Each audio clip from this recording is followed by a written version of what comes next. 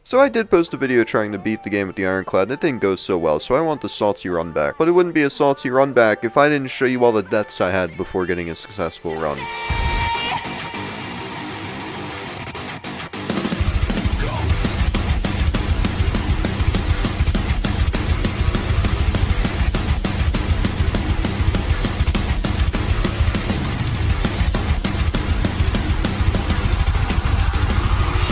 But with that out of the way, we can actually get into the successful run.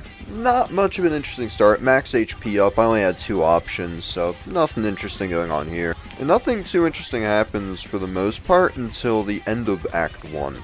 I managed to find an impervious somewhere along the line, that was pretty awesome. Then I hit a shop before the boss, and I find a Dolly's Mirror, which I figured would go really well with that impervious. Now here's the thing, my build was pretty defensive throughout all of this. Double impervious, disarm, shockwave, and a flame barrier. Going into the first fight, it's just a bunch of defensive cards I've found. I even grabbed another iron wave so I can defend more, and then I also got a pommel strike so I can draw. But I also did grab an inflame, so that's something. But the boss went down pretty easy peasy, didn't really stand a chance. I did enough damage to get through his breaking points, I had enough block that it didn't matter what he tried to do. I was looking pretty good.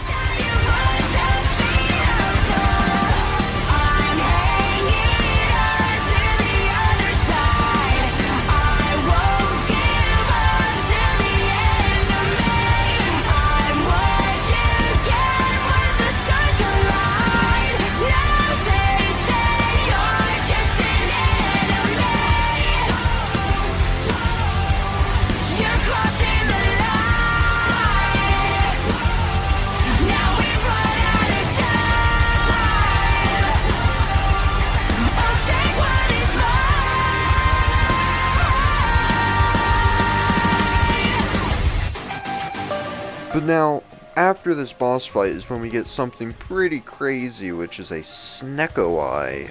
And Snecko Eye is a pretty crazy relic, you gotta be honest. And when you've got 2 imperviouses and a flame barrier, you know, cards that cost 2 already, Snecko Eye is looking really appealing. And I also got an offering too off of the fight, so energy is not looking terrible. But what Snecko Eye lets me do is take a lot of higher energy cards like Clothesline and Uppercuts and feel pretty good about it. But very quickly after getting our Snecko Eye, we also pick up a Mummified Hand. Now, I don't think I need to explain it, but I'm going to. This is pretty insane to find. You see, Mummy Hand makes it so that when you play a power, a random card in your hand will cost 0. So imagine you have a 0 cost power in your hand, and then you play it, and then Mummified Hand goes off and takes one of your 3 energy cards and turns that into a 0. Or imagine if you keep finding more powers that you end up making a deck that has a lot of powers in it that you can just keep playing back to back because they're all becoming free over and over and over again, and you can just scale to the moon because you not only have Snecko Eye but you also have Mummified Hand.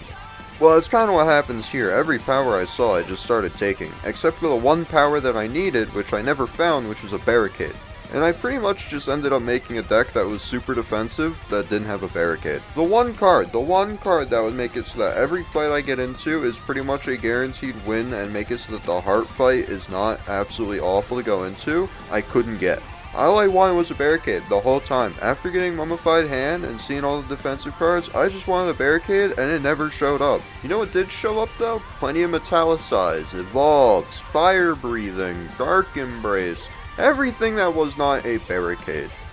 Now, did I still take those other powers? Yeah, because of Mummified Hand. You know, I'm not really complaining that I found them. But they're not the ones I wanted, okay?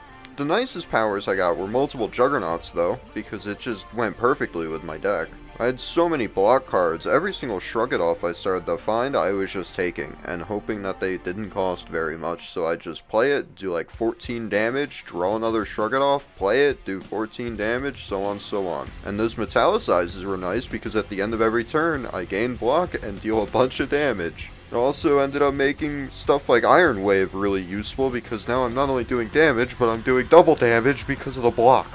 Oh, and I also got the message I got an Armaments Plus, so that any cards I find that will reduce their cost when upgraded, I could just keep in my hand unupgraded, and then use Armaments Plus, and what do you know, it costs way less now. So basically, I have a god tier blocking power build with the Ironclad, but it's missing the one crucial thing to actually let it beat the heart, which is Barricade.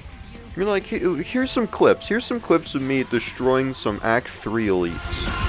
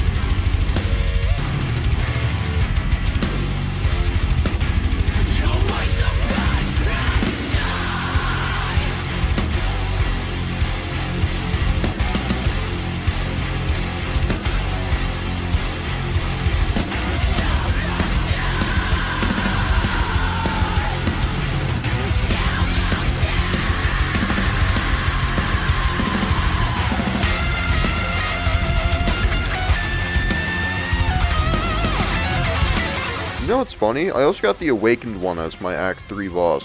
That thing scales every time you play a power, and my deck is pretty much all powers. So I was just giving it free scaling and hoping that I can kill it before it gets too strong pretty much.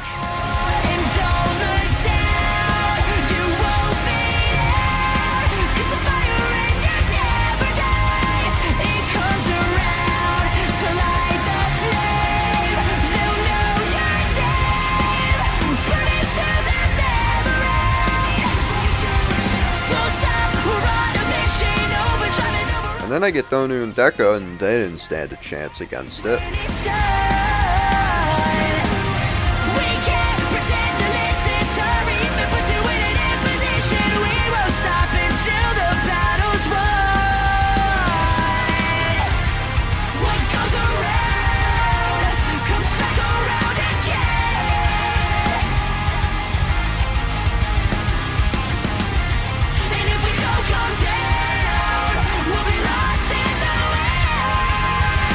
Then the Act 4 elites kind of just caved my head in, and then the heart just absolutely destroyed me. But you know what? That's still a win. That is still an Ascension 20 win with the Ironclad. It's not my first time, but it is the first time I have in a long time beaten this character on A20. And after how abysmal my other video was of me just failing over and over again, I'm happy I got a win here.